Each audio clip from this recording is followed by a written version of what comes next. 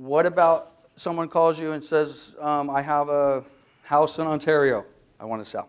Everybody says yes, because we all agreed we are residential Ontario agents. It's not exactly a house, it's a manufactured home. Do we still do it? On leased land. Do we still do it? That true value is $18,000. Do we still do it?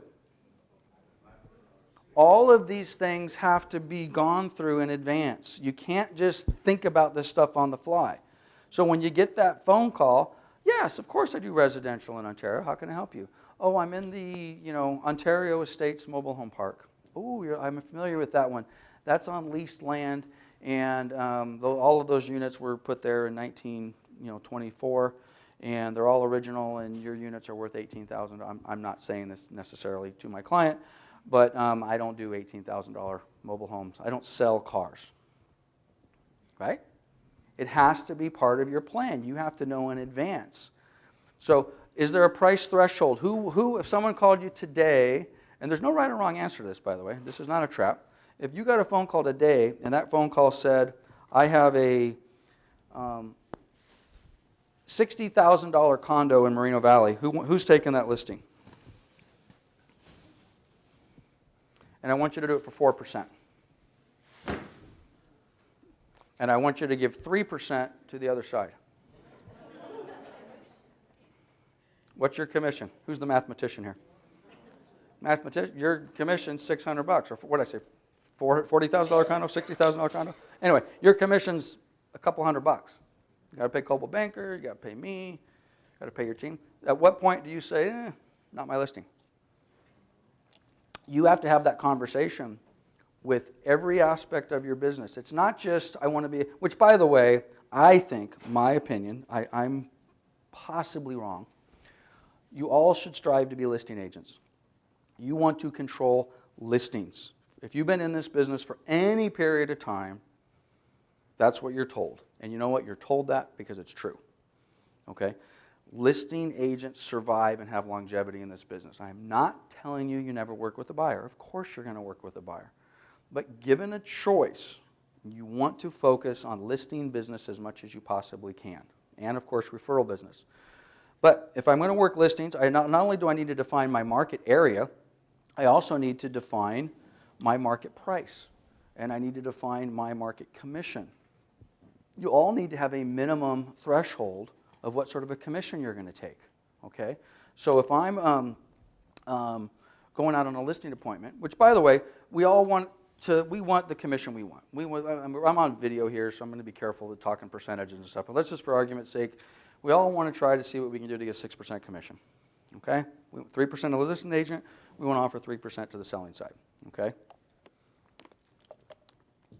You need to know in advance whether or not you're going to come off of that commission in any way, shape, or form. Okay? And I love Charlene's example because the way she does her presentation, many times it never even comes up, which frankly makes for a much nicer presentation. Nothing worse than taking a listing after you've been negotiating commission with your seller. It's always an uncomfortable feeling for somebody. Most of the time it's uncomfortable for us because we leave there, can't believe I did it again. Okay? But you have to know in advance what sort of commission you're willing to take. Okay? And what price range that is. Assuming we're willing to come off of a 6% commission, are we willing to come off a 6% commission on a $100,000 condo? I got a couple of people shaking their head. A $500,000? $1 million? Okay, at some point in time, you're going to sit back and say, when I get to my $7 million transaction, sure, I'm willing to come off of whatever my commission threshold is. But this is the point I'm trying to make. You need to know what that is in advance. Okay? It all has to be thought out as part of your business plan. So you know exactly. So when I go out on that listing appointment, I know exactly what is my lowest threshold I'm willing to take. If you're guessing while you're there, you're screwed. You cannot, because you'll get that look on your face. And part of that look is you're doing the math. Yeah, you can't do it. So again, defining who you are as an agent is critical. Again, not just with market, not with price, but the type of agent you want to be. Same thing with clients. Choose your clients carefully. You do not want to work with everybody. Who is currently working with somebody that they should not be working with? Or at least you wish you had never met them. Right? Okay? Those people will kill you. Choose your people. Choose your price. Choose the location. The clients you work with are just as important as the price and the commission and all the rest of that. You know, if you haven't had this experience, you will.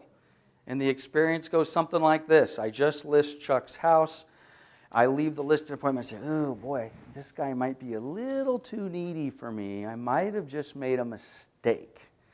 And by the time you get home, you've got text messages and voicemails and emails and him telling you how to do your job and how things are going to be. Right? Reality is most of the time you know that in advance. Most of the time you know in advance that this is going to be a tough cookie or this is going to be a client I might want to deal with. But when you get those clients, they will destroy you, especially for some of the less experienced agents. They're agent killers. The transactions are difficult, but the people can be just as difficult. Those are the type of transactions that I really worry about, especially for our newer agents, because at the end of those transactions, you can just be so demoralized. Even if you get paid, you can just be so demoralized. You're like, that was not fun. I did not enjoy this. And then God forbid you get 2 or 3 of those clients back to back to back. Those can be career killers. Those literally. So be very careful. And the danger, especially for newer agents, the seasoned agents tend to have learned this the hard way with scars and bumps and bruises, and we've learned that. But as a newer agent at one point in time, how I learned it is I made the mistake. I made the mistake, and I said, all right, I'm going to go ahead and I'm going to work with you. And they just beat the crap out of me through the entire transaction. So walking away from that business, walking away from those clients is important. But the challenge is if you're a brand new agent and Chuck's finally willing to sign a listing agreement, the first one, and he just happens to be the biggest jerk ever, but he's willing to sign, so I bite on that. Somebody wants to say, they like me. You know, so be very, very careful with that. Choose your customers extremely carefully. Clients you want. I suggest you target the people you want. Make a plan to target the people you want. Okay. Also, make sure you know who you don't want. Okay, I do some business planning with you guys one-on-one. A few of you, probably a dozen or so of you in the room, and this is something that we don't spend enough time on. If your business plan says my price range is X and my market is X, then why are you holding open houses for somebody else in a lower price range in a different city? Okay, if my market is this and I want to sell $500,000 houses, but you're desperate for an open house and Fred calls you up and says, hey, I have an open house in Riverside for $325,000, and now you're holding an open house in Riverside for $325,000, but your business plan says your price needs to be at $500,000. Why am I in Riverside at $325,000? Because what am I going to attract? I'm going to attract clients in a market that I don't want and a price range I don't want. You have to focus on the price range that you want and the market that you want in everything you do in your marketing. You know, who's advertising in Zillow right now? I know Chris is, and okay, we got a half a dozen of you. Okay, well, when you're advertising Zillow, it's pretty straightforward. For the most part, I'm oversimplifying it, but you're going to get X% of a certain zip code, right? So as long as that X% of a certain zip code is in a market and in a price range that fits with your business plan, we're good to go, all right? But we spend way too much time in marketplaces that we shouldn't be, all right, that don't fall into our business plan. Bless you. So make sure you realize who you want to work. Give some thought behind it. Once you've got a client, how are you going to keep them? Okay? So I could say the same thing about agents. We do a lot of time recruiting. A lot of time recruiting agents. Okay?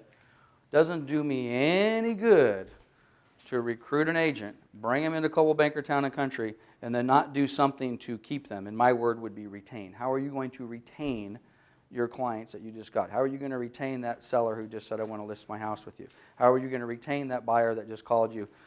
And we know the basics. The basics are, well, how about we pick up the phone? How about we respond to their texts? How about we deal with them in a professional manner, in a timely fashion? Okay. Do you do that currently? Do we do that? Please don't raise your hand if you fall into this category. There are brand new agents that we've hired into this company, and we have certain things that we're supposed to do, right? And sometimes we don't do it, okay? And that agent knows it, feels it, tastes it, doesn't like it, and I'm in trouble. I'm in trouble. Because are there a lot of other real estate companies out there for them to go get their business? Sure. Same thing with your buyers and sellers. Same exact thing with your buyers and sellers. Let's use sell. By the way, if you're not using this tool right now, I suggest everybody incorporate this into your business plan and into your listing plans today. You go out on a listing appointment. You get to that very first line of the listing appointment, and it says, I'm listing your house on 123 Main Street from November 1st to whatever. What do you normally do there? Give me a couple options. 3-month listing, 6-month listing? Okay. You know what I do? This is what I do. It's November 1st. I will take a listing. In this particular case, I have to make a decision. But generally, all of my listings, irrespective of the date that they were taken, expire on December 31st of that year. So if I take a listing on November 1st, I guess I make it expire in 60 days. I might talk to Drew and say, no, let's not do that. That's silly. We want it to expire December 31st, 2018. I'm taking a 14-month listing. If I take a listing on January 1, I want it to expire December 31st. I'm taking a 12-month listing. And I generally will do that because I want my listing period to be something more than a couple of days. But then, on page 4, seller may cancel the listing at any time without penalty or cost. So I sit down with my client and say, Fred, don't worry about it. You're not really signing a 14-month listing with me. The only reason I do that is I have all my listings expire at the end of the year. In this particular case, we're getting close to the end of this year, so I'm going to make it the end of next year. That's just easy for me to track, and I put it in the MLS. I don't have to worry about expiration dates. But if you're concerned about committing to me on a contract for 14 months or 2 months or 6 months, you put your mind at ease. Because I'm going to take such good care of you, I'm giving you the following guarantee. You can cancel this listing anytime you want. All you got to do is call me. All right? Now, first of all, it's very liberating when you do that. Because most of your sellers, especially if you have a seller who has some experience in the listing process, very, very few agents do this. It's always, I'll get the 6-month listing, I got this, and then if you want to cancel, I can't cancel. If you ever work with expired listings, does anybody have expired listings as part of their business plan? If you have expired listings as part of your business plan, one of the most powerful things you can do in your marketing to expired listings is just insert that into part of your pitch. Hey, if you're happy with me today, great. If not, you can fire me tomorrow. You may have had an issue with that with your prior agent. You may have felt that you were stuck with them for a period of time. Because, by the way, has anybody had experienced agents that get really, really nasty when a seller wants to cancel their listing? Are you one of those agents? I would suggest if you have a seller that calls and wants to cancel their listing, they're doing you a favor. They're doing you a favor. I have a very simple philosophy in this business. I only want to do business with people that want to work with me. I only want to work with people that want to work. If at any point in time your seller calls you up and they are pissed because you did something wrong on the retention side, and most of the time it's your fault and you know it, okay? If they're calling, they want out, hey, Chuck, I'm really sorry I failed you. I'm not happy about it, but I understand if you think you get better service with ABC Realty, then God bless you, and I wish you nothing but the best of luck. Now, I've sold a lot of real estate in my time. I have probably had less than 5 people that have taken me up on that, and every single one of them, they just beat me to the call. It was literally like, by the way, firing your clients is okay. Chuck, I'm really sorry I made a mistake when we decided to work together. This just isn't working. I can't meet your expectations. I cannot, I can't do what you need me to do. I'm really sorry for that. Let me give you your listing back and wish you nothing but the best. God bless you. But putting that language in there that allows your seller to cancel at any time, which is another reason why I'm a big CRM person. I'm really big on contact management, all right? Now, if you only have one transaction, you don't really need what I'm talking about. You can have a little piece of paper, and you can have a checklist, and you can say, these are the 25 things that I need to do when I take this listing. If you have more than one, do we all aspire to have more than one transaction going at a time? Maybe 4, maybe 5, maybe 10. In that particular case, you have to have a system. You've got to have something that says, put the sign in the yard. Put the lockbox on. Make sure it's in the MLS. Take the lockbox off. Yep. Verify that the property is on a city sewer. Verify that the termite inspection has been done. Order the termite inspection. Order the well inspection. Okay, I have a checklist of 30 things that need to be done on every single listing that I do, and almost every single one of those 30 I have failed to do in a timely fashion at one point or another, which is why they're on the checklist. I'll give you one example out of 30. I'm getting ready to close an escrow. On today's Wednesday, I'm going to close escrow on Friday. I get a phone call from my escrow company, and my escrow company says, hey, where's the septic certification? Oops. Wasn't on the checklist. For those of you that have some familiarity with ordering septic inspections, do they happen like on a Wednesday afternoon, and do they get certified on a Thursday morning? Generally not. Okay? So when I call my client up and say, oh, I'm really sorry, Elena, we were supposed to close on Friday, but we're not, and this is why. She happy about that? Not so much. This is why I am just an absolute fiend when it comes to having an electronic system in place that covers all the bases, dots every single I, and reminds you to do everything that's involved in a transaction. Everything, you know. And then God forbid we overcommit. As a younger agent, I would go out on a listing appointment, and I would be excited, and I would take the listing, and I would say, hey, I'll make sure the for sale sign is up tomorrow morning before noon. Charlene's like, oh no. Did I overcommit? Well, in those days, and today I am and I was. But the oh no was, and she knew it, where I overcommitted. When you tell someone, who hates it when you get that, okay, you're waiting for the cable company, right? The cable company says, hey, we'll be out between 8 and noon, and you're home, and first of all, you're already pissed. A 4-hour window and a bunch of bullshit, and it's now noon 01, right? And your head explodes. Why are we any different? Why is our transaction any different than the way you feel when the cable company shows up a minute late? And by the way, it's not just a minute late because it's building, right? It's building through the entire time.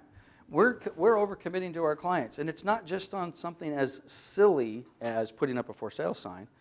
It's, I will call you back tomorrow at noon to update you on this. And by the way, the same thing holds true when we deal with other agents, okay? We need to treat our other agents as if they were, how's the golden rule go? Treat others as we would like to be treated.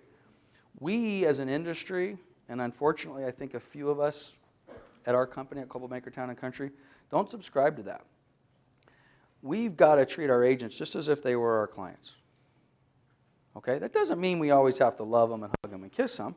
Okay? Because we don't always hug and kiss all of our clients, but we need to be professional. We need to return their calls. We owe them the truth. We owe them honest answers, especially bad news. Deliver bad news quickly. Okay? If you've got a transaction and something's going wrong and it's in your wheel of responsibility, deliver bad news quickly, even if you think you can fix it. Okay? I think that's a rule that served me really, really well. This is where I think a lot of us as agents, we get into, frankly, this is where I think a lot of lenders get in trouble. Let me get Kerwin's attention in the room. This is where I think a lot of lenders get in trouble, and I'm going to apply this to lending, but I think we all can apply it to ourselves. Something pops up in a transaction, but we know it's minor, and we know we can fix it. So we make a decision to protect our client from the bad news, and we're not going to bother them. I don't want to bother Fred. I don't want to get them all riled up. I'm just going to fix this, and he's never even going to know what happened. And a lot of times that may be the best practice. It is so minor. Heck, you fixed it. No one even knew about it. No reason to worry the client. But then what we thought was an easy fix turns into a day, and a day turns into 2, and 2 turns into 3. And the next thing you know, that easy fix isn't an easy fix, and now all of a sudden we're getting that feeling. And that feeling is, oh shit, I should have called Fred earlier. Right? And then, of course, what do we do then? We wait till the next day so we can see if we can get it fixed. And then a day, and then the next day turns into what? A week, and then a week turns into 2, and then the next thing you know, now it's impossible for me to call Fred because I'm terrified of Fred.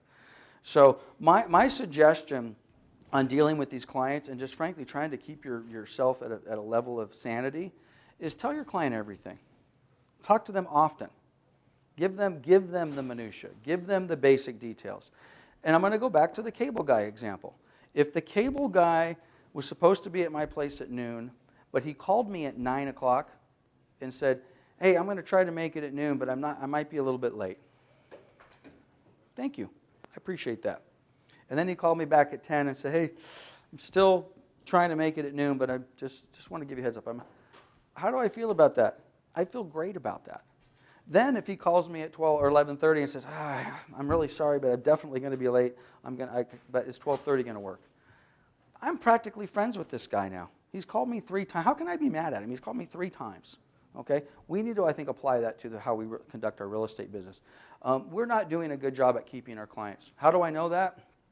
Again, we're on tape, dirty laundry. I'm sorry. Far too often, I get calls from your clients. And they're not terrible calls. They're not you're a dirty, rotten scoundrel. They're not Fred sucks. They're not Fred's broken his fiduciary duty. Those are very few and far between. Anybody want to take a stab at the call I get? I haven't heard from Fred. Can you know? And generally, when they call me, they almost call apologetic. And they call apologetic because you have done a good job up until that point. It's like, I haven't heard back from Fred. Can you get a hold of him and have him call me? Okay, and that happens far too often. So let's do a good job. Let's do what we can. Let's do what we can to keep our clients. Why is this on here? That was weird. Okay, what time is it? Who's got a clock? Okay, we're gonna roll. By the way, if you have to go to I know some of you have been drinking coffee and go to the bathroom. That's fine. So just do your thing. Okay, as it relates to your clients, what is your value? Do you have value? Do you have a value proposition? Okay, again, just to use Charlene's example earlier, Charlene's value proposition is in her presentation. And her presentation shows her experience, it shows her professionalism, it shows her knowledge of the market, it shows that she knows the disclosures, it shows that she's meticulous, it shows that she cares. It shows everything that she does in that 2, 3, 4 hour listing presentation is her value proposition, which makes it pretty easy when it comes to price, commission price that is. So if you don't have a value proposition as it relates to how you interact with your customers, get it in your business plan. Take some time. And if you're, I don't even know what that means. Coldwell Banker and Coldwell Banker Town and Country should be part of your value proposition. You guys are working here. I mean, you're paying franchise fees for. You guys realize that, right? Okay, you're doing that in theory because you see value in that brand. Well, how about we take advantage of the tools that we have at the brand level and at the local level? Again, Carlos is doing some new marketing with Homes and Land Magazine or whatever. Okay, so part of his value prop. Now, he's doing that for a couple of reasons. We briefly talked about it. But one of those reasons, obviously, is marketing and let's get some leads and all the rest of that sort of stuff.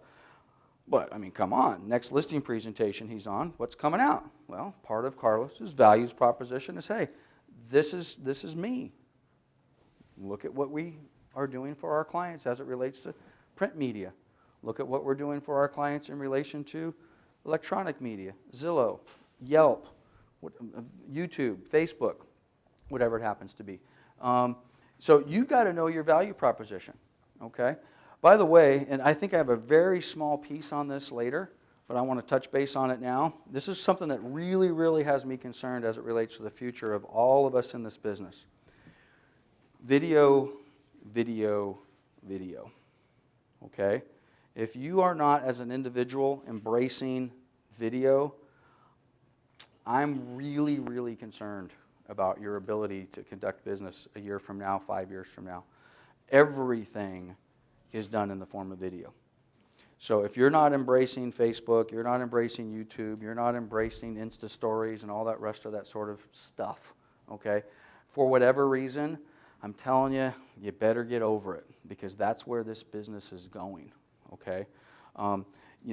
Video interaction with our client, video interaction with the public as it relates to creating your value proposition, I believe is huge. And I do think that's where we're going to go from this 80-20 rule, from this 90-10 rule, to the 5-95 rule. And I can almost guarantee you that people are in that 5% doing 95% of the business. I bet you every single one of those individuals is full-blown video presentation all the time, not just a little bit. So I really think you need to take a look at what your value proposition as it relates to that. What clients have you lost? I would suggest, as part of your business plan, every time you lose a client, you go back and you figure out why.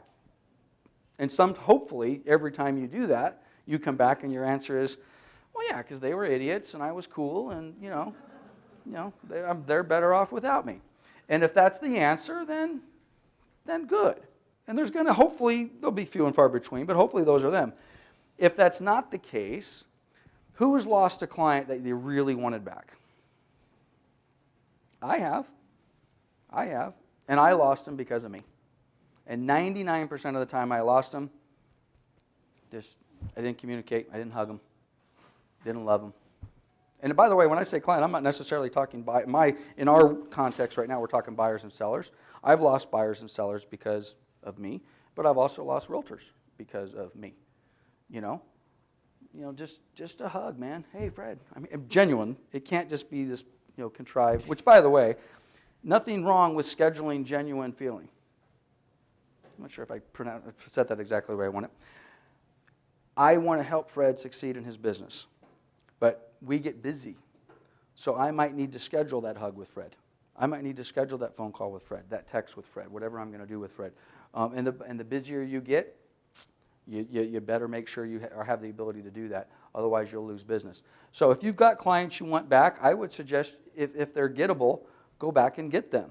But again, you got to wait to go back and get them. Wait a minute, I lost this listing. They're gone. They moved out of the area. How do you want me to go back and get them?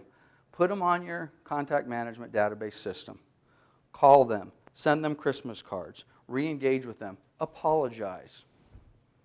Man, I'm really sorry I wasn't able to help you with the sale of this property. You caught me at a bad time, blah, blah, blah, blah. But I'd like to continue this relationship and send them. I'm skipping ahead. Why do we do the market forecast every year?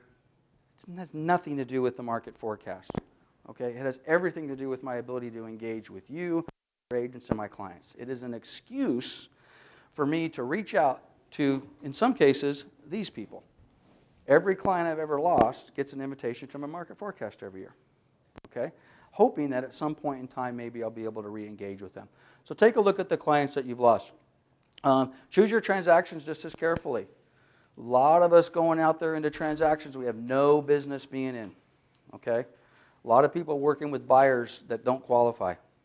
We're trying to fit square pegs into round holes. Stop that. Okay? A lot of listing agents taking chances. Oh, sure, I accepted an offer that's contingent upon another contingency and a contingency. Why are we opening transactions that don't have at least a 95% chance of success? When you're going into these transactions knowing that you've got a problem in the very beginning, you need to stop that. These are agent killers, they're time killers, they're awful. So make sure you're very careful on the transactions that you're opening. Don't just open a transaction just for the sake of opening a transaction. Again, be prepared to walk from business. Okay? And by the way, after you've got some business under your belt and you're a little more successful and you got a little bit of money in the bank, this is a really good feeling, actually. You know, it is kind of a nice feeling to say, I love you, but we're not fit to work to each other today. But again, you can always refer that business out as well. Your competition.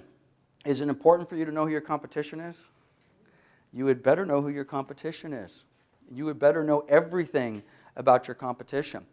Okay, if you're farming, you better know who else is farming. If you're not farming, is it a good idea to know who's at the KW office in Redlands and how does that impact my business, good, bad, or otherwise? Who's at the RE/MAX office in Redlands and how does that impact my business, good, bad, or otherwise? What are they doing that maybe I want to rip off and duplicate?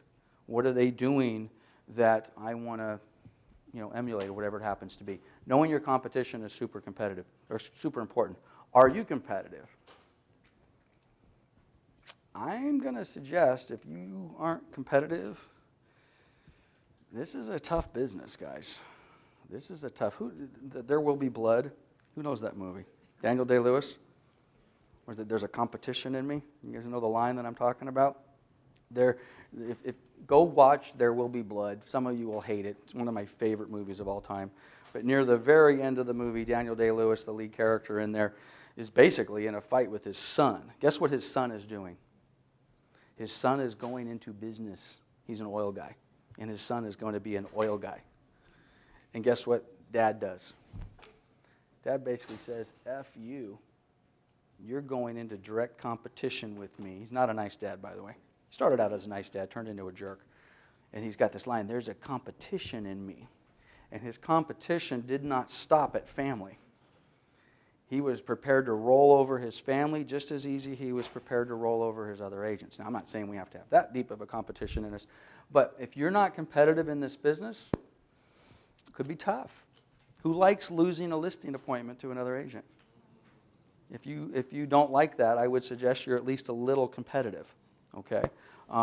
Having said that, there's nothing better, and I think a few of you in your room feel this way. Again, I don't do a lot of listing stuff anymore. My work is with you guys now. But when I was an agent, I loved when a seller told me, hey, Lance, I'm interviewing 4 agents, and you're going to be number 1 in, or you want to be number 4 in. But being number 4 in is always dangerous. Oh, no, I want to be the last one in, Fred. Why did you want to be the last one in? Because if you were the last one in, they saw everybody else, you could close them, boom, you're done, right? The problem is being the last one in is sometimes they get excited and they never bring the last one in. The first guy did such a good job, or the second guy did such a good job, they list with them. I loved it when they did that. Why did I love it? Because my listing presentation, I think, was a lot like Charlene's. And this was back when I was independent. I was Pioneer Real Estate, orange business cards, brown logo, hokey and white trash as you've ever seen in your life. Okay? But I'd go out, didn't matter. You can have the big blue Coldwell Banker logo, you can have a Gold Century 21 logo, RE/MAX balloon, did not matter because my value proposition was such and my competition level was such that I knew it, and I knew everything about my competition. Everything. So when they told me they went out and Andre was there, or they told me that Barbara was there before me, I knew Andre, I knew Barbara. And by the way, never, ever, ever say anything bad about your client. If I know Andre's the worst agent in the world, okay, yeah, Andre Seagraves, yeah, Coldwell Banker Town and Country, okay? And who else? Oh, and Barbara. And by the way, nothing better than paying a compliment to your competition, especially if it's genuine. If Barbara's a great agent, I will compliment. Oh, you know what? I really want your business, but I'll tell you what. If I don't earn your business, out of all the people that you've told me you're going to interview, Barbara's the only one that I would suggest you move forward with. She is a professional. She'll take good care of you. And then go on as to why I'm better than Barbara. But you need to know your competition. Knowing your competition is vital. It's something that we as an organization at the office level, I need to know every other company's. I need to know what KW is doing. I need to know what RE/MAX is doing. Berkshire Hathaway is coming into Moreno Valley. My goal is to crush Berkshire Hathaway in Moreno Valley before they even get off the ground. You've got to know all of that sort of stuff, and you guys need to do the same thing. Okay, this is your competition. We talked about this a little bit, so we'll move a little bit faster. There's 30,000 agents in CRMLS, about 200,000 in the state. So for all intents and purposes, this is your competition, assuming you're doing business in Southern California CRMLS market area. Okay? 50% of those close nothing. 10% close 1 or 2, another 10% 3 to 5, another 10% 6 to 10, another 10%, and another 10%. So I think that's 100%. Those are my guesstimates. I did a pretty good job pulling those numbers out. We spent some time talking about this, but you need to know the agents in your market that you're competing with.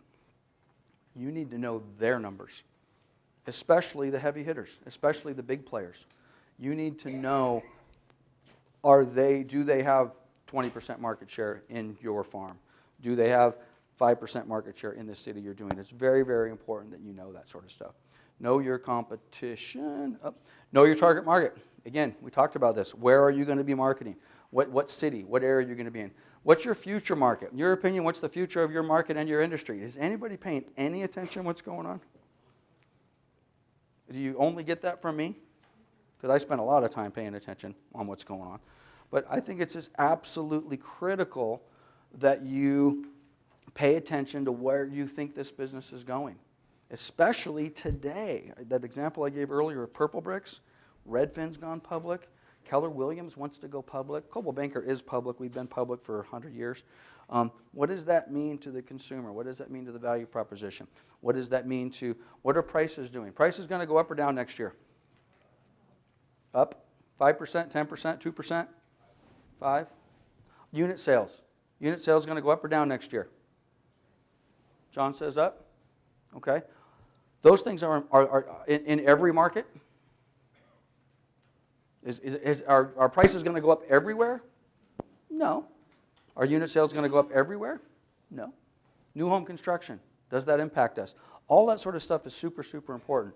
And where are you getting your data from? Do you get all of your data from CAR? Do you get it from Inman? Do you get it from me? Do you get it from Chris Thornburg? Who the heck do you get it from? So keeping an eye on that sort of stuff as part of your overall business plan, super, super important. You've got to, the old Wayne Gretzky quote, you've got to, what was his success? I didn't skate to where the puck was, I skate to where the puck's going to be, kind of a thing. So true when it comes to this business. Who thinks we're going to have foreclosures coming up? One of you? Okay. And if you're right, and that's part of your business plan, and you've got a date certain associated with that, then you need to start acting on what does that mean to you today? What does that mean to you today, and how is that going to impact how you do business next year, 2 years from now, 5 years from now? Okay? Are you going to just do what you're doing and just modify? Are you going to go after Fannie Mae and Freddie Mac and the banks and all the rest of that sort of stuff? Because if you think foreclosures are coming at a date certain, do we start working on them when they're here? Start working on them now, which, by the way, I don't think they're coming. There's nothing in what I'm looking at that says we've got any sort of distressed market in the Inland Empire anytime soon. I just don't see it. I see puppy dogs and rainbows for the foreseeable future. When you get the data, do you trust it? This is always the tough one with me, because I look at a lot of stuff and it's like, who's right? Am I right? Are you right? Where are we at? So take a look at that stuff. Budgeting. Do you have a budget? Or some sort of a P&L? And I like this. If you can't pull up your budget and your P&L within 30 seconds, I would suggest you, number one, either don't have it, or it's been so long ago that you did it and you have to remember the password to QuickBooks to go in and pull that up, that it's meaningless. Okay? You need to sit back and have a budget that you know where you are at every single moment of the day. Okay, maybe that's a little bit of an overstatement, but you certainly need to know where you are at any point in time. And if you're not looking at your budget, and if you're not looking at your P&L at least once a week, I would suggest you're not in a business. Okay? So if I just insulted a few of you in the room, I apologize for that, but I would suggest, do you think genuine businesses, there's somebody somewhere, a bean counter in the back room, looking at how much money did we bring in today and how much money went out today, and oh my gosh, this has been a great month, this has been a poor month? That's what real businesses do. I look at my P&L. Anybody want to take a stab at it? I got 2. Anyone want to take a stab? Twice a hour? Oh my God, you're actually close. twice a day, I literally look at my P&L. And you know how long it takes me to get to it? It takes me actually less than 30 seconds. And you know how much time I spend looking at it? In most cases, less than 30 seconds. There's just some key numbers I'm looking at on that, and I just want to make sure that number is where I think it should be, and I want to make sure that number is where I think it should be. And I generally look at it twice a day. And the interesting part, you might say, well, when do you look at it? Well, I look at it first thing in the morning, and I look at it at the last thing before I go to bed, which would be weird because I'd be like, well, what would happen between when you went to bed at 9 o'clock and 6 o'clock in the morning? Sometimes things happen, but generally I just want to make sure this is where we ended the day, this is where we're starting the day, and what's going on. And then I don't know if Stacy's in the room, I don't see her. But then Pierre, oh, she is in the room. How many times a month do you get a text from me that says, hey, what happened to whatever? Just say once, Stacy. Once a month. Okay? Because I'm looking at that stuff. You guys need to look at your numbers. Now, again, if right now, geez, Lance, I don't even know what you're talking about. I'm P&L. I just do everything out of my personal checkbook, and I don't have a budget, and I don't. Okay, that's what we're here for. This is a start for you. So this is a start. Who's using QuickBooks or some sort of electronic book counting system? Just start. 3 of you. If you run an ad in Homes and Land magazine, you write the check out of your personal account, your personal credit card. If you're doing that, stop. You need to go open up a business account. Everything needs to be done through your business account. All your expenses are paid through your business account. Your commissions come into your business account. Even if you're like, well, Lance, this is silly because as soon as if I get that $8,000 check, I need to get, that's fine. Take the $8,000 check, deposit it into your business account, and then write yourself a check back for $8,000. You know, payroll expense or owner draw, $8,000, and put it back into your personal account, pay your personal bills. But your business bills get paid through your business account. Who has a car payment? Start making your car payment in your business account. Make your insurance in your business account. Buy your Starbucks coffee in your business account. I own nothing. Nothing. I don't own my car. I don't own my boat. I don't own my RV. I don't own anything. I have not personally owned a car in 12 years. Everything gets paid through my business account. And then I let my tax guy sort it out. So wait a minute, Lance, you've got some personal expenses over here. You show me what's personal over there. My dry cleaning, who pays my dry cleaning? My business account pays my dry cleaning. There's a budget for that. Everything goes in there. I don't pay anything out of my, only thing I pay out of my personal account is my mortgage. That's it. Business points credit card. Merrick, is that the best thing in the world? If you didn't hear Chris, use your points on your credit card. I love Amex. Amex gives points for every time you sneeze, okay? And it's basically $1 per point, you know, and you get that, and the next thing you know, you got 100,000 in points, and the next thing you know, that's $5,000. And I pay for some Zillow advertising, which of course I pay for on my Amex card, which gives me more points, okay? Everything that you can needs to go through your business account. And I know there's kind of a lull, and I'm not feeling 100%, so you guys, Lance's energy seems a little bit low. I've been sick for the last couple of days, so I'm talking a little bit softer. But this is kind of heavy stuff. This is important stuff, though. And it breaks my heart when I sit back and again, maybe some of you didn't raise your hands, but when I believe that most of you in this room, with the exception of a few of you, are paying all of your business expenses out of your personal checking account. Oh, the reason that's so painful, number one, this is not hard to do, by the way. You can go down to open, and even if you technically don't have a business account, because you can say, well, what's your DBA, Mr. Martin? You can't open a business account without a business. What's the very first slide we said? Let's start off with one thing. This is a business, okay? Well, I'd like to open up a business account. Well, what's your business? Well, I don't really have one. Well, okay, well, you can't open fine. Then just open a separate personal account until you get your business straightened out. But it's so important that you do that. QuickBooks is so easy for those of you that haven't used it, but it's super critical. I can't emphasize it enough. Again, do you use an accounting program? We've already gone through that. Do you use separate bank account? We've already gone through that. Tracking your income, super critical. You need to know exactly how much income you have made and you're going to make. It kills me when I get to January 1st or April 15th and one of you guys call me up and say, I haven't got my 1099. Where's my 1099?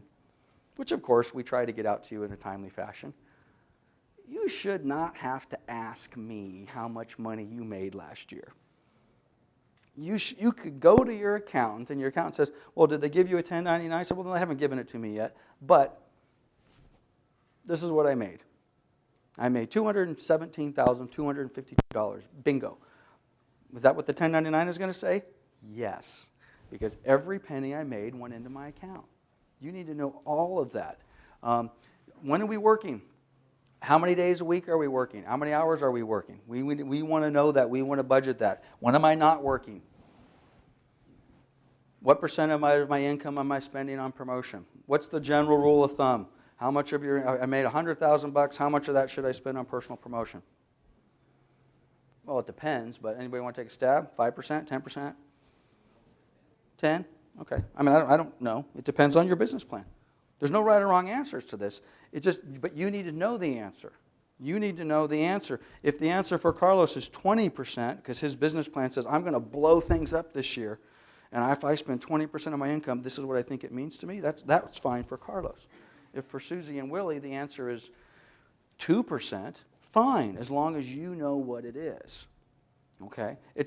Earlier we talked about these questions about you need to kind of know when I walk into a listing appointment, I need to know what my commission is going to be. I need to know what area I'm going to work. You need to know in advance what your advertising budget is. So if some Yahoo calls you up and says, hey, I got this really cool thing, and I got this postcard program, and blah, blah, blah, and for X amount of bucks, before he even gets it out of his mouth, you should know, okay, I have $2,000 to spend on my marketing budget this year, and it ain't on this, because I've already got it figured out. We don't do this stuff on the fly. We sit back and say, oh, thank you very much for your call. You might be a start for me in the future. Why don't you send me over what you're interested about? If it fits into my business plan, I'll take a look at it. But this doing stuff, someone sells you something on the phone out of the blue, just cracks me up. How in the world? So I got this phone call from this guy, and this is really cool, and I just signed up for this thing, and blah, blah, blah, and it's going to increase my business. Was that in your business plan? Was it in your business plan to pick up the phone and spend $400 a month on a marketing program that you knew nothing about when you woke up this morning? It doesn't work that way. It shouldn't work that way. I'm jumping ahead on the slide here a little bit, but I always ask who's going to go to the next Coldwell Banker Conference? Okay, Ingrid, raise your hand. The next Coldwell Banker, I don't know where it's going to be. The last one was in Vegas, but let's just pretend I knew right now. I said the next Coldwell Banker Congress is going to be in New Orleans in September of next year. Okay, I never should have to say who's going, and everybody in the audience, it should never be a, I'll get back to you on that. You're either going or you're not going, and you should know that today. You certainly should know it on January 1.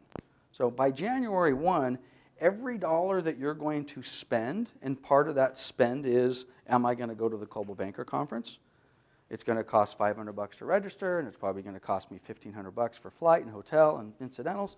So do I have $2,000 that I'm going to spend in 2018 on that conference? You answer the question today.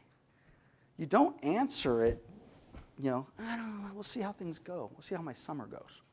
Okay?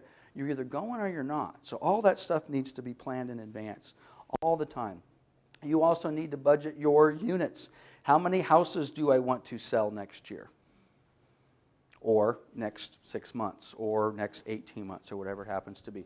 All of that stuff needs to be calculated in. What do I plan on doing? Or the following year. I think all of us should have a 5-year budget. 5 years. This is what I'd like to do. And if 5 years, good Lord, I can barely figure out this year. Fine, figure out this year. If you want to increase next year by 1%, 5%, 10%, great. If not, just say, okay, well, this is what I did this year, and if I could just do this for the next 5 years, that's fine. But get it into your system, budget it out. Where am I going? And then set your priorities. Who gets Starbucks coffee every morning? Who spends more than $10 a day on bullshit? Cigarettes, coffee, drugs, 5-hour energy, whatever, okay? Well, you have a budget for that, right? Everyone's got I don't drink coffee, but man, I got a mean caffeine addiction, okay? Whether it's Diet Coke, and now I'm hooked on 5-hour energies. Man, stuff's terrible, okay? But without having a budget, you know how much a 5-hour energy costs? Those little bottles, Drew knows. Why does he know? Because he's my supplier. He gives me the stuff, okay? But we got to have a budget for all of that. We have to know how much money we're going to spend on Zillow. We have to know how long we're going to, how much and how long we're going to spend on Homes and Land magazine. We have to have an idea of how many houses we expect to sell.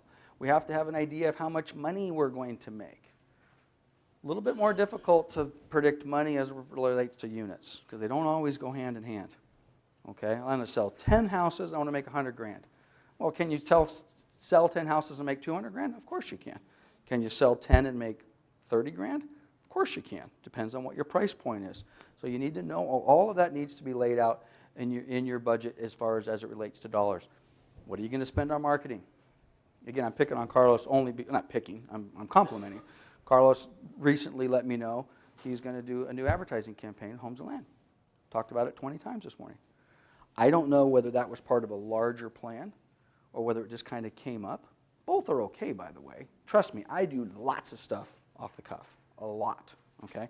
But when it comes to spending money, frankly, I do a lot of stuff off the cuff. But I want to have it budgeted. But at the same time, if I'm going to do a Homes and Land, you're doing what, 6 months on that? 6 months. Don't spend money on something and do it once. I'm going to go into Homes and Land in December. Because that's going to give me a good idea as to whether that's a good investment long term. You've got to give something like that at least 6 months. And then you've got to do it for a variety of reasons. And Carlos already nailed one of them. I don't know if it's number 1 or number 2, but somewhere it was in there, branding. I want to brand Carlos and a little bit of CBTC. And potentially value proposition. And potentially listing presentation, part of the value proposition. And potentially a lead or two that might flow through there. But that type of advertising, for all intents and purposes, I would never do a print ad because I wanted to get leads off of it. Never. I would do it all for my value proposition and branding because I want to take it on a listing presentation and say, look at how pretty this is.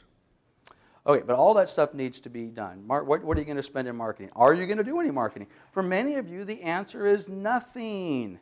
I do not have a budget. Lance, you're talking way over my head. I do not have a budget for any of this. Well, yes, you do, and it's right here. It's called shoe leather and a copy machine in the office. You're going to go old school. You're going to do what I did back in the day. I did not have a budget for any of this nonsense. So I made what I thought was a nice flyer. I went to the copy machine. I copied it off at the office, for the most part at my expense.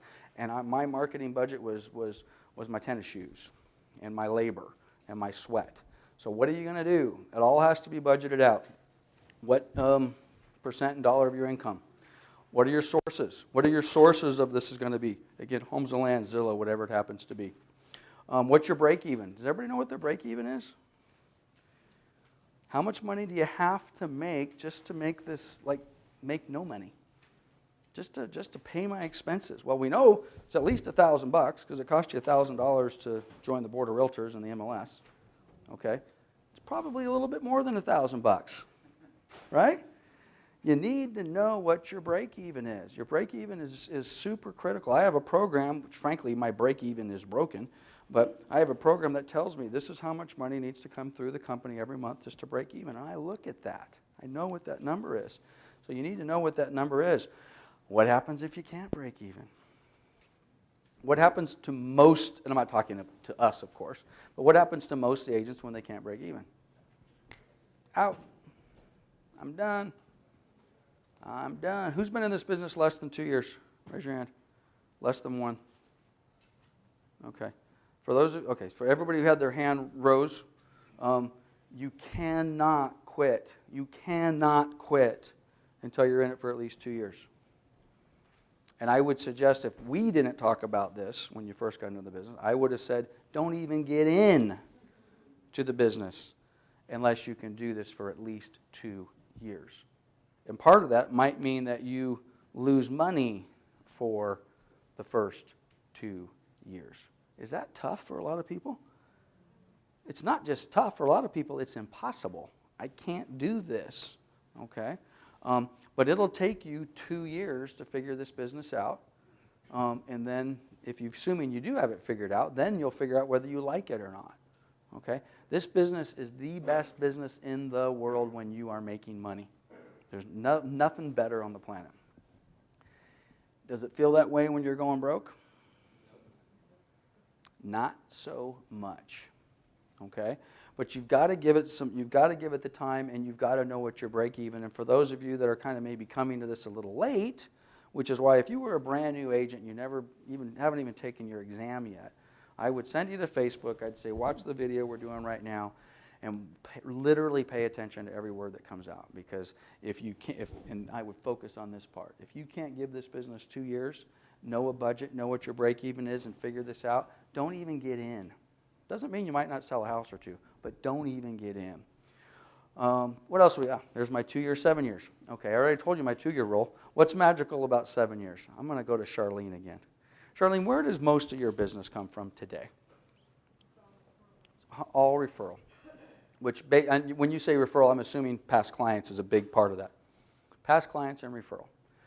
Is that the best feeling in the world? Very nice. Okay. Well, there you go. If you didn't hear Charlene, it knows that you've done a nice job for the client. Treat your clients well and act professionally. And it doesn't have to be 7 years, but somewhere around 7 years, this business does get remarkably easier if you've done a good job for your clients and you've treated them well. Because then the majority of your business can come from past clients and referrals. Now, if you've done a terrible job, it ain't coming from there. And part of that doesn't even mean you did a great job at the time. It's also doing a great job during the 7 years that you haven't talked to them. And by the way, having talked to them is the problem. If you've done a great job for a client and then you abandon them after close of escrow, this 7 years is meaningless because they will forget you. I don't care how good of a job you've done. They will forget you until you see that for sale sign come up, and then you call them and you're like, oh, what? I thought, and you know what they do? They're like, oh, yeah, if you had only called me, sent me an email, reminded me, did something. Doesn't have to be a lot. Doesn't have to be a lot. But 7 years is magical in this business. It certainly was for me. My business changed dramatically after I was in it for about 4, 5, 6 years. And my business almost entirely came from referrals and past clients. Now, I'm going to share something. I'm going to leave the name out of this. Some of you already know the name, but because this is on the video, I don't want to breach confidence more than I maybe already have. About 10 years ago, I was in a seminar like this, and I was in the audience, and there was a speaker, and he really had a huge impact on me. And I was like, wow, this guy's something else, okay? And for the last 10 years, in one form or another, I have been developing a relationship with this person. And it certainly went from like, almost nothing. My relationship was, hey, how are you, Fred? It's good to see you at the conference with 500 other people there. And then the next year, and then the next year, and then an opportunity presented itself to maybe exchange an email, and then another opportunity presented itself. And the next thing you know, here I am, 10, 11, 12 years later, I'm out showing this guy properties to buy, which is pretty weird for me because guess what I don't do? I don't work with buyers. That's your guys' job. And I certainly don't show properties. But this guy is special.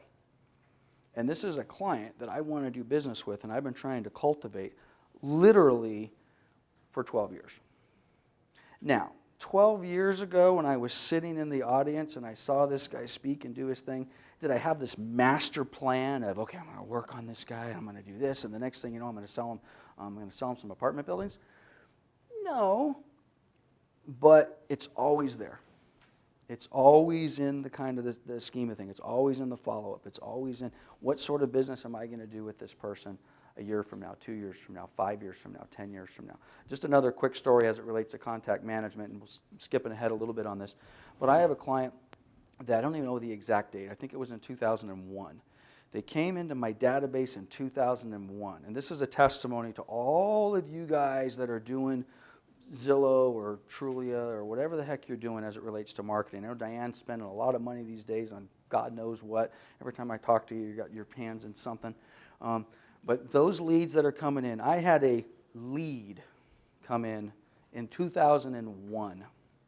That person went into my contact management system, and we cultivated them, and we finally sold their house in 2015. Okay?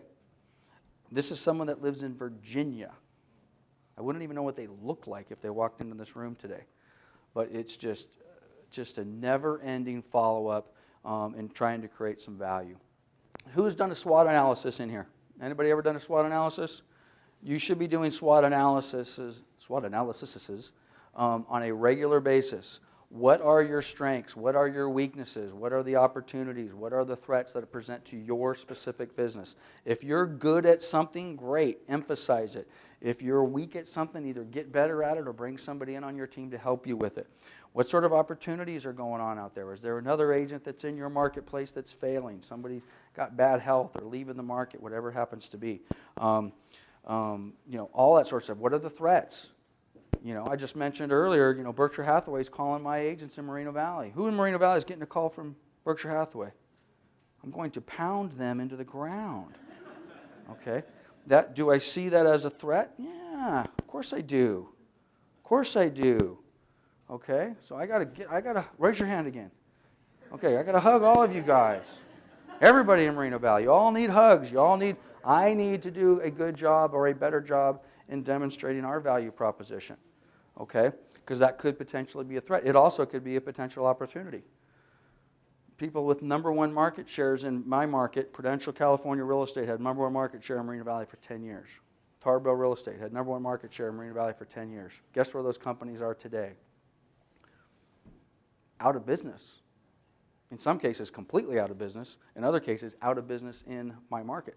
They've closed their offices in my market. So sometimes what looked like a threat 5-10 years ago now looks like an opportunity because we're doing a better job. They're going out of business. Let me go gather up some of their agents. Let me gather up some of their market share. I would suggest you do SWOT analysis all the time, and I would suggest you do a SWOT analysis on everything, okay? But this has to be thoughtful. You need to do it on yourself. What are your own issues? You have to be honest, or have your spouse do it if they can be honest. If they can't be honest, have a friend or have me do it. I will be honest with you. I will tell you your presentation sucks, okay? Your personality is great. Your work ethic sucks. Your personality is great. Okay? But those things are important. You need to do them on your team. Whether you have a team in the sense of like Richard or Carlos. Richard? Who's Richard? This guy over here. I think I just had a stroke. Holy cow.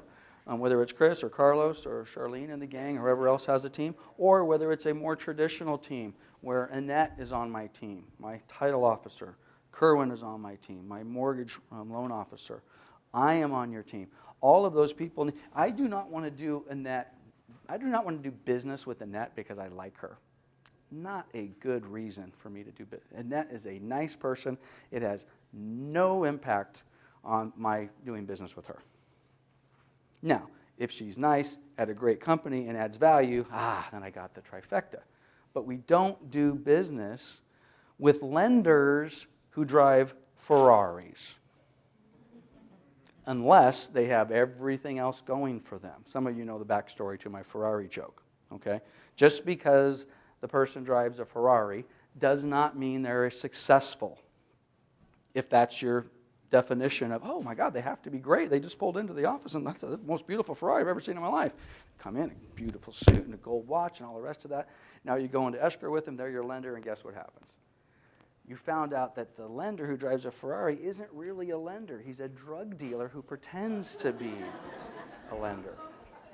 So you need to do a SWOT analysis on your entire team, and you need to get rid of, this is a business, right? What do you do with people who are failing in your business? You get rid of them. You get rid of the bad ones and you replace them. You need to do a SWOT analysis on your office. Ouch. Ouch. Is Coldwell Banker Town and Country the best place to be? If the answer comes up no, leave. Now my job is to make sure that the answer always comes up yes, to stay. But at the end of the day, you need to do that. Let's keep it real. You need to do it on your farm. You need to do it on me. You need to do it on Norm, on Paul. We're doing this rotation. Okay, most of you guys are aware we're doing this rotation in the office of the sales manager. Part of that, you know what part of that is? Part of that is a SWOT analysis. I am analyzing the strengths and the weaknesses of my team. And I'm trying to figure out, how's this going on here? Okay, it has a whole sorts of other issues behind it or reasons behind it. But if you're farming, you need to do it on your farm. Homes and Land Magazine, Zillow, whatever it happens to be, everything needs to be analyzed. The team. Okay, again, we talked a little bit about a team. I think, how are we doing with time? Is lunch getting close? Okay, I think there'll be a good top stop. We'll probably break right at 12, it looks like. Maybe a little bit after, depending upon how the next 20 minutes goes. Okay, if you're going to have a team, we need to define that team. Do you want or need a team? Everybody needs a team as it relates to who your loan officers are, okay? Who your title officers are, who your escrow officers are, who your broker is, who your manager is. If I'm not available to you, you're in the wrong office. If Drew and Drake and Norm and Paul and John are not available to you, you're in the wrong office. They're all part of your team, okay? So we need to kind of get a little definition of that. I think for most of you, however, in the sense of a team, which we're all thinking team, if you're at the Coldwell Banker Conference, everything's team, team, team, team, team, team, team, team, team. My God. Everybody wants to be a team. Everybody wants to have the definition of the Tom Ferry team and do what all these successful teams are doing. I think for most of you, that's probably not the right path. I think for most of you, you just need an assistant, or two, or three, and see where that develops. I wouldn't get overly excited about trying to build this Carlos team or a Leaper type team, okay? I'm going to be blunt. The very, very small percentage of agents who have the ability to truly build what today in the real estate businesses we're calling a team, or even a Charlene team. Charlene's been doing it longer than any of you. But most of you, I think, need an assistant. So if you've got this concept of, hey, I want to have all this team stuff floating around, manage your own business. When you get enough money and ability and courage, hire an assistant, and then see what that does to your business. Okay, so who is on your team? I'm just going to go through a lot of these. If these people don't trigger names or don't trigger little thoughts in your head, then we're in trouble. Your escrow officer, which, by the way, every single one of these people are important to closing a transaction and getting you paid. Every single one of them. And I probably have left a few off. If I don't have a good escrow officer or the assistant, a bad escrow assistant can kill your deals. Okay? I don't care if you love the escrow officer. If you've got a bad assistant, that's a problem. A title rep. Generally, title reps don't do much of anything. Sorry, Annette. But they can assist. The title officer is the one who, in theory, is going to help you out. Okay? We got a nightmare going on one of Leaper's deals right now. A nightmare. A nightmare. Let me digress for a second. Are you guys ready for this? Are you guys ready? This is the craziest story on the planet. 2 years ago, close escrow on a property. You ready? 6 months later, the buyer says, I want to refi. The bank comes back and says, there's an issue with the parcel. There's this gets very complicated, but I'm going to try to keep it simple. There's 2 parcels that are kind of adjoined, and the seller who sold this buyer this property owned both parcels, but sold one to this buyer. Has a fourplex on it or something like that. So the buyer tries to do a refi, And the lender comes back, yeah, there's some issues here. You got to get this straightened up, okay? We can't complete your refi. APN numbers were messed up because they had 2 parcels, okay? 2 parcels. APN numbers weren't right on the deed, which, by the way, do deeds get recorded incorrectly on a regular basis? They do. Is it a big deal? Generally not. You do a corrected deed, nobody really even knows about it, everybody's happy. So in this particular case, we need to correct the deed. Are you ready for this? So what do we do? Call the title. It wasn't Orange Coast, of course. So we call the title company up and say, could you please correct the deed? Title company says, sure. They correct the deed and they record it. You know what they did? They corrected the deed incorrectly, and they deeded the property that the buyer owns for 6 months and is making payments on for 6 months. They deeded the property back to the original seller. So, and of course we don't catch it right away. So the buyer says, well, I might have some of the facts wrong. Don't correct me. Don't ever correct me when I'm telling the story, okay? So at any rate, so he goes back to his refi company and says, all right, hey, we got it fixed. And the refi company comes back and says, oh, well, no, you don't have it fixed. Actually, dude, you don't own anything now.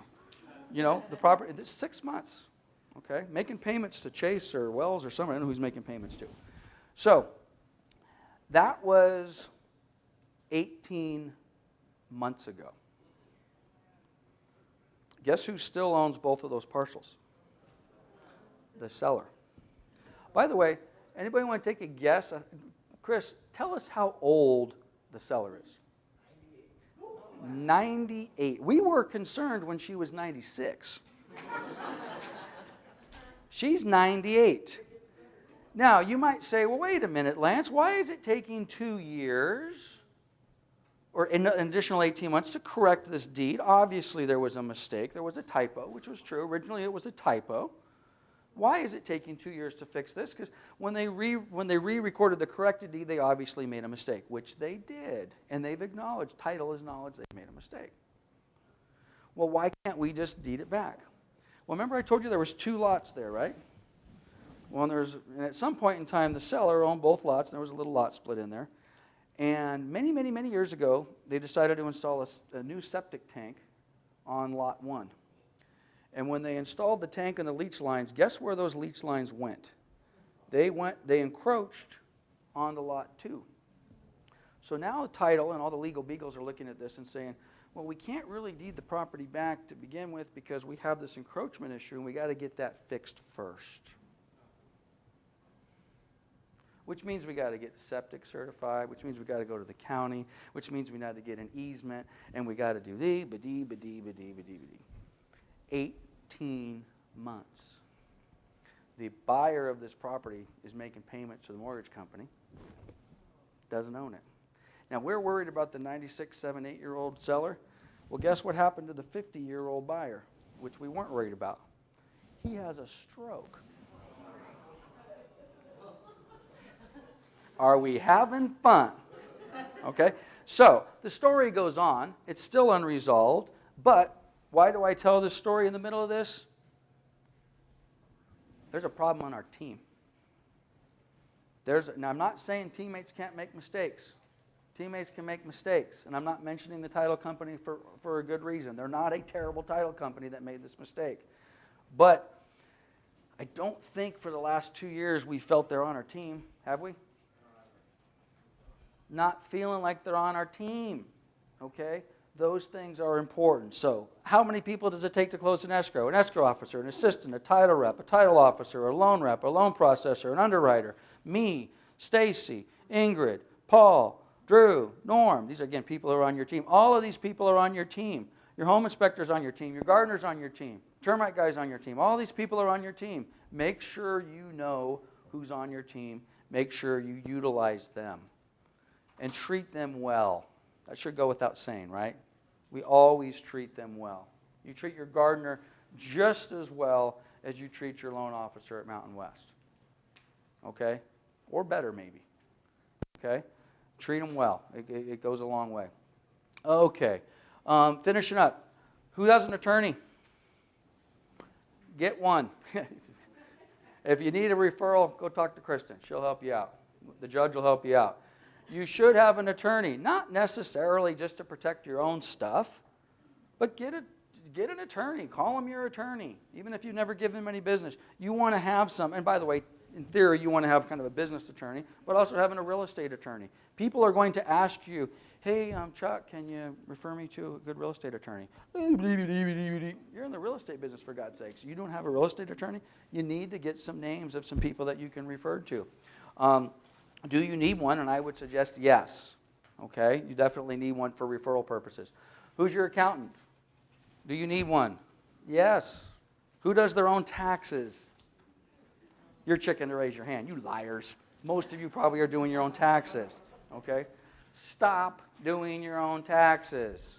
TurboTax is not for us. Okay?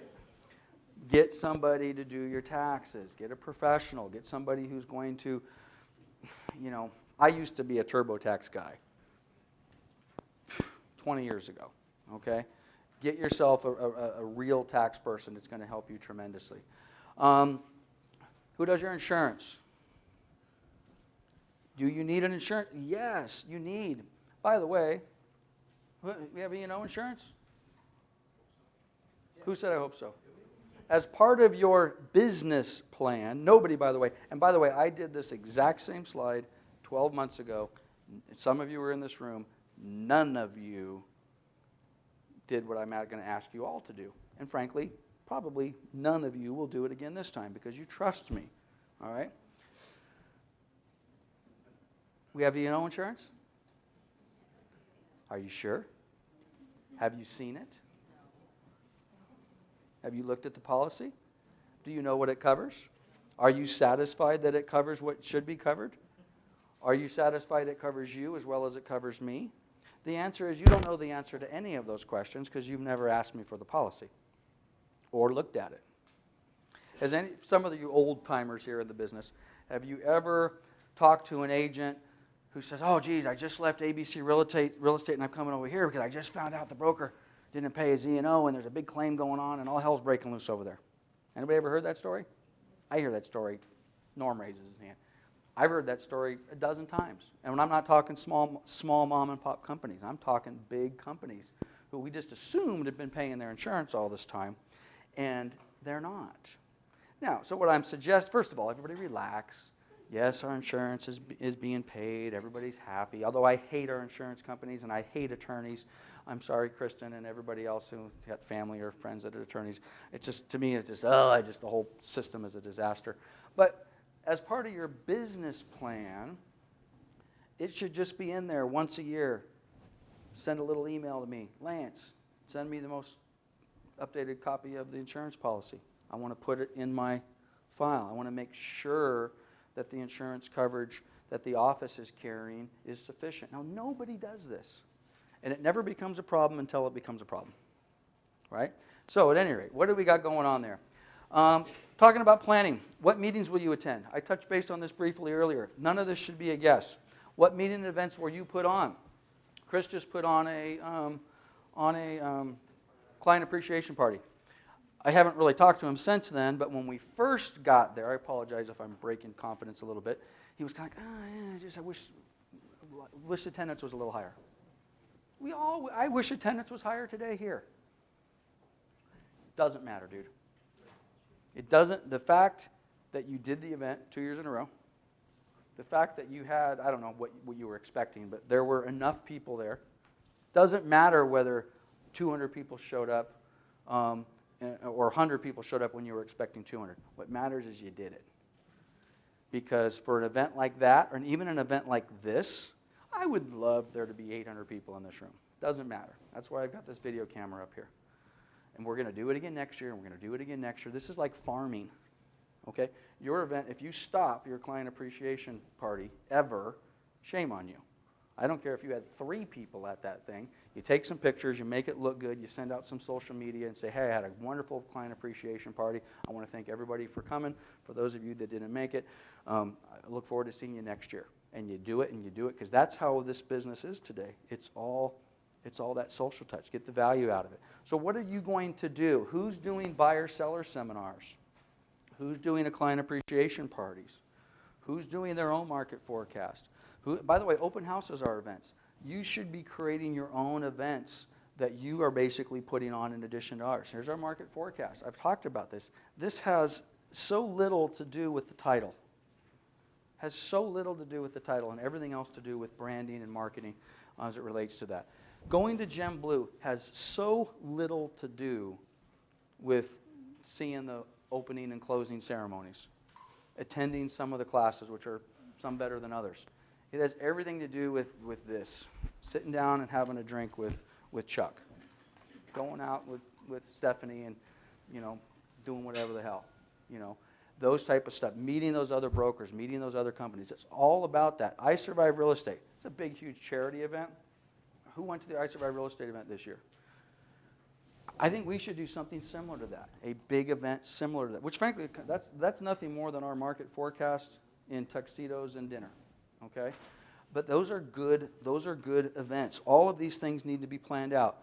Make-A-Wish, we're not doing as much with those as we should. Wounded Warriors, we're not doing as much as we should. I just want to go back to the events here for a second.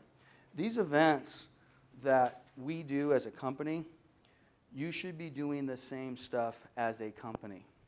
You individually. Who's done a buyer-seller seminar once? Ouch. And when I say once, I mean, and you haven't done a second one, right? Okay. Why haven't you done a second one? Because the first one sucked? That's generally why. Oh man, it was a lot of work and nobody showed up. It's disappointing, but it doesn't matter. Okay? Or one person showed up. Yes, it's disappointing. It doesn't matter. Because what mattered, well, it does matter if you're only going to do it once and done.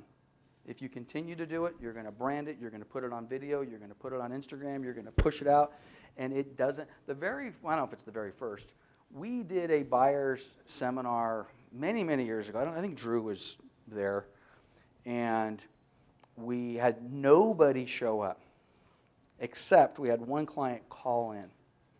You remember that? Were you there? And you talk about awkward. So I'm expecting a room of at least 4 or 5 people, and I got the screen up, and I got my stuff on, I got my clicker, and I'm ready to go. And there's nobody there except this guy on the speakerphone. Well, we just did it as if there was 50 people in the room. He didn't know that it was just him and I having a conversation. Because I didn't treat it like that. I didn't tell him, hey, Chuck, it's just you and I, and let's just talk, and blah, blah, blah. I did a buyer seminar with him in the room, or with nobody in the room, and him on the speaker. So do the events. You need to plan them. I think it's a huge part of how I run my business. I would suggest that you at least take a look at it. Okay, I think we have enough time to get through this prospecting section. And yeah, and then we'll definitely take a break either right at 12 or within a couple minutes of 12 o'clock. Okay, what are you guys doing for prospecting? Okay, the easy one. What's my sphere of influence? Who are my friends, my families, my past clients, all the rest of that sort of stuff. But again, what are you doing with them? Are you doing anything with them? If you're going to work, who's working for sale by owners? It can't be an accident. You don't stumble into this. You're either working for sale by owners or you're not working for sale by owners. It's in your plan, okay? I personally am not a big fan of working for sale by owners. The thought of it just don't want to do it, okay? But I don't want to do it because generally they don't want to pay, all right? But on the flip side of that, they want to sell. So, I mean, maybe there's a reason that you might put that into your plan. Am I working expireds? Again, these are all questions that you have to have in your business plan. I sit down with many of you, and we sit down on what's going to be the source of our prospecting, and we identify 4 or 5 things. Then I sit down with you 2 weeks later, and I say, what are you doing? And what you're doing is not the 4 or 5 things we talked about, which is fine.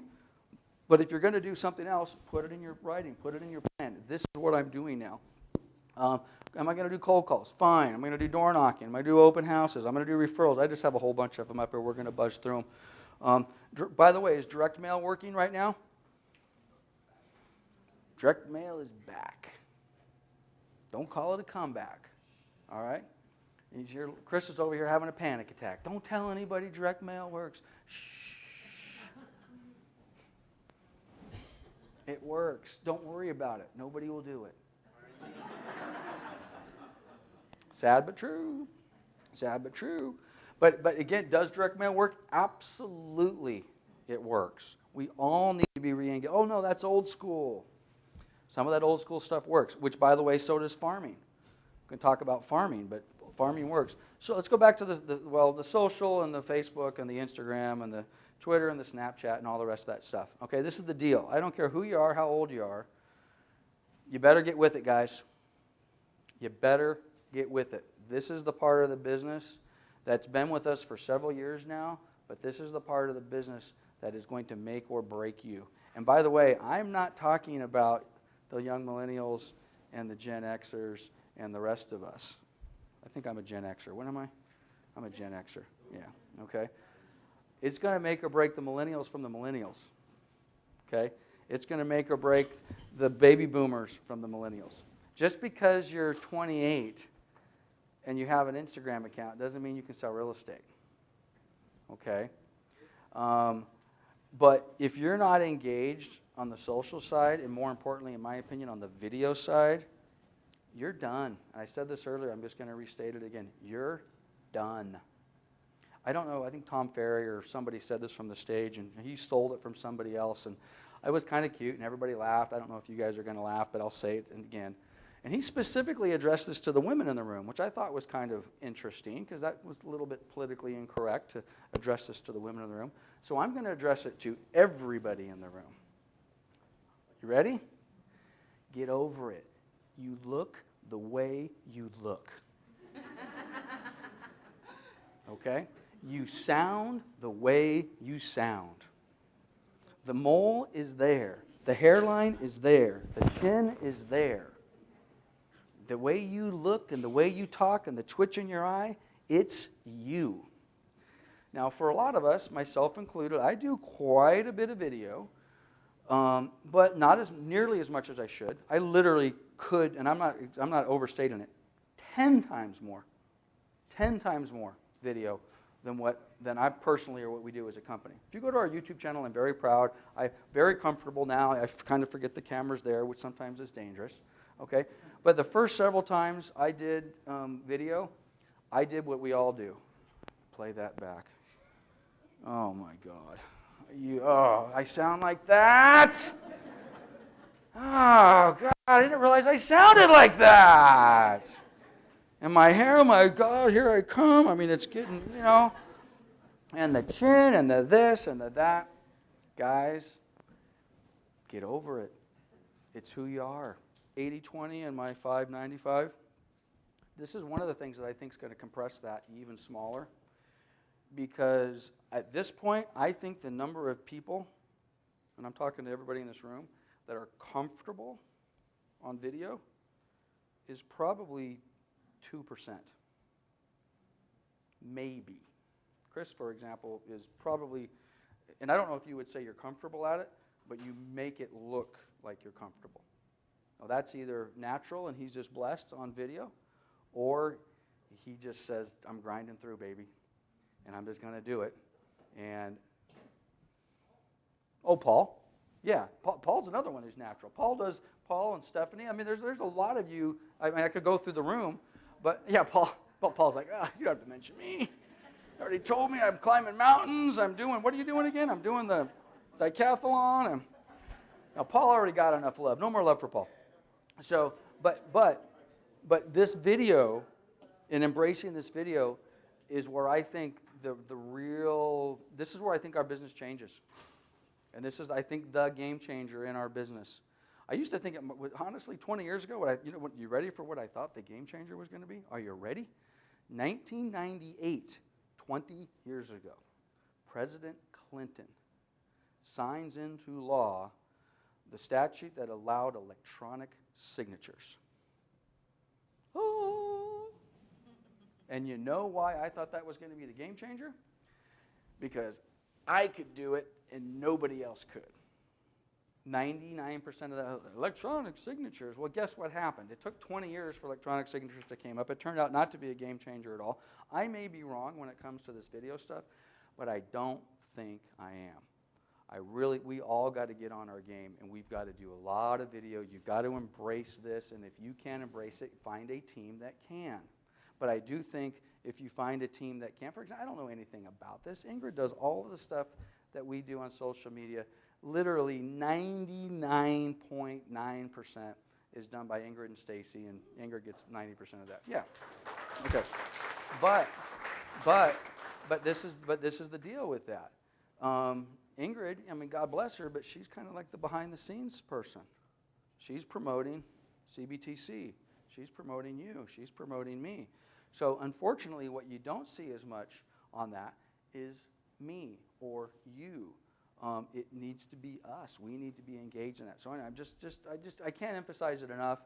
I don't know exactly where Twitter and Snapchat, how those play, if they play bigger roles or smaller roles. Is Facebook going to be the king? Have they already lost their crown? And is Instagram the crown? I don't know that, but I know you got to be there. I know you also got to have a ridiculously great YouTube channel. I like to think our YouTube channel is pretty ridiculously great, but that content has to be everywhere. Print ads. Now again, we just spent all this time talking about social and electronic stuff, and been talking to Carlos for the last 30 minutes or 3 hours about print ads. Print ads not dead, but it's there for a different reason. It's all branding. Events. Church. Who gets business from their church? It's a great place to get business. If you're comfortable with that and that doesn't present a barrier to entry as far as, I don't want to mix my church and my business. But if you are okay with making that mix, there's business to be had there. The gym, the softball team, the website, the whatever, the Yelp. I mentioned this a year ago. There's one agent, and one agent alone, who, I don't know if he listened to me or he just did it on his own, and that's Carlos. Carlos went from 0 to hero in Redlands on Yelp. Okay? But he had a plan, and he had a budget, and he was tenacious, and he did it.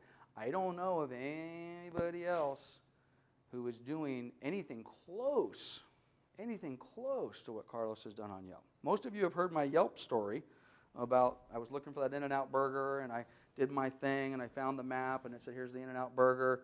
And then I noticed on my Apple map, it gave me a Yelp review for the In-N-Out burger. And I was like, wow, that's weird. Why does it have a Yelp review? I wanted to find it on the map. And I clicked on it, and it said In-N-Out burger had 3.5 stars or whatever the hell it was. And then I started searching us as an office, and I started searching us as agents, and we're just nowhere to be found. 0. Yelp's a big deal. Is Yelp a big deal, Carlos? If you didn't hear that, huge. Huge. And relatively inexpensive, but takes some work. So Yelp is just gigantic and totally underserviced in the real estate industry. Totally underserviced. Everyone wants to go over there and play around with Facebook and spend thousands of dollars on Zillow. I would suggest if you're struggling with where to spend some money and you have a very limited amount of money to spend on advertising, I would suggest you spend it on Yelp and go over there and tinker around with it. Maybe Carlos will be nice enough to share some secrets with you. Do a blog, do YouTube, preview, luxury, yada, yada, yada. So we got some more prospecting stuff. I think this might be a good place for us to take a lunch break, and I need to rest my voice. So is it 12?